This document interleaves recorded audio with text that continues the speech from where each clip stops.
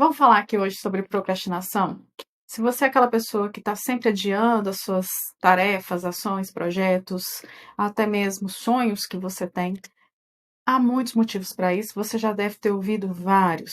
O seu deve ser muito específico, característico da sua personalidade ou de algum problema que você tenha, mas a gente está aqui para falar sobre soluções.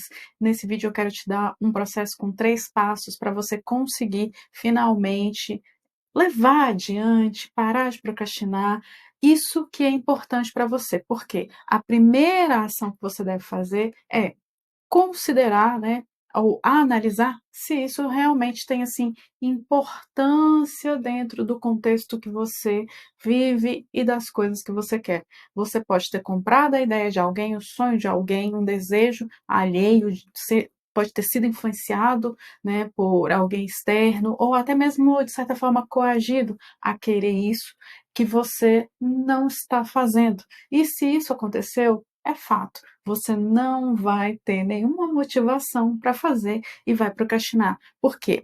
Porque procrastinar nos protege de gastar energia desnecessário. O nosso cérebro sabe que ele precisa economizar energia e se você não dá para ele uma razão muito específica para fazer algo, né, que seja grande para você ou às vezes até pequeno, mas que não tem razão, você não vai ter nenhuma motivação para fazer.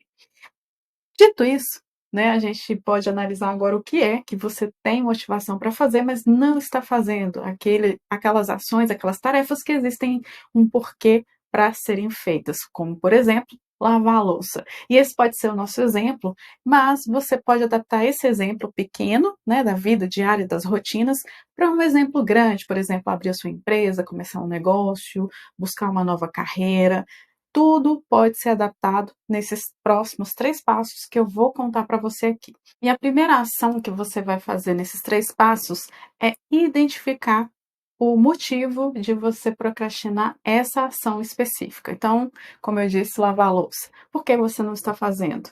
É porque é tediosa? É porque é sem sentido para você? Ou porque ela é difícil demais? São exemplos. Você vai se contar a história real, você vai identificar, dar nome àquela sensação que você tem toda vez que você evita essa tarefa.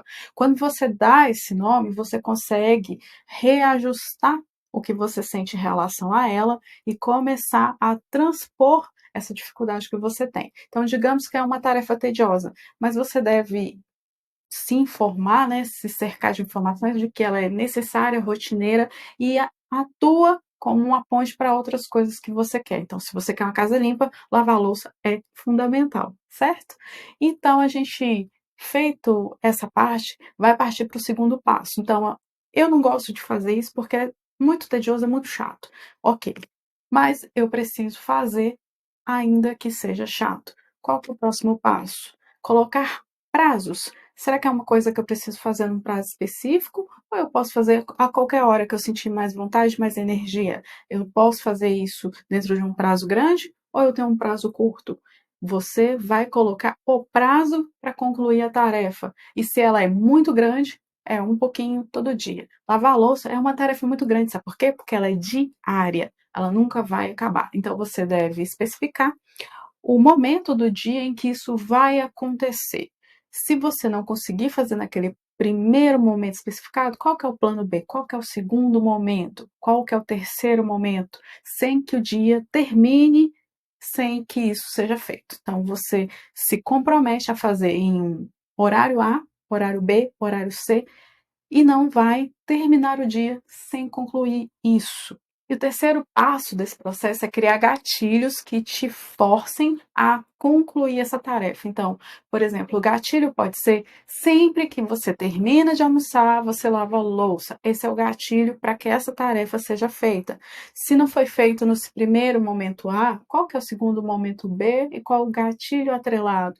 Quando você faz isso, você cria um hábito diante daquela tarefa que precisa ser feita, daquela ação que você precisa fazer, né? E tendo o hábito, a chance de você procrastinar é muito menor. Então, nosso conjunto de ações para parar de procrastinar aqui envolve 3 passos. O primeiro passo é nomear aquele motivo, né, dar nome ao sentimento que você tem com relação a essa tarefa. É difícil demais, é chata demais, ou não tem sentido, eu preciso encontrar um sentido para ela. Por exemplo, o segundo passo é criar o momento, determinar o prazo para ser feito e dar uma flexibilidade. Se eu não fizer tal horário, eu posso fazer no horário você define. E o próximo passo é criar uma rotina, um gatilho em torno daquela ação. Então, sempre que você fizer X, você também vai fazer Y.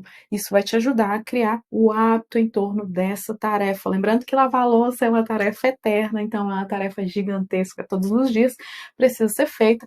E aí você pode ver uma ação de longo prazo como algo semelhante. Se você tem um ano para terminar um TCC, por exemplo, o que você deve fazer todos os dias, considerando esses passos que a gente conversou aqui. Eu espero que esse conteúdo tenha te ajudado. Caso você tenha interesse em conteúdos de desenvolvimento pessoal ou desenvolvimento de carreira, se inscreve aqui no canal para receber os próximos conteúdos e eu te vejo em um próximo vídeo.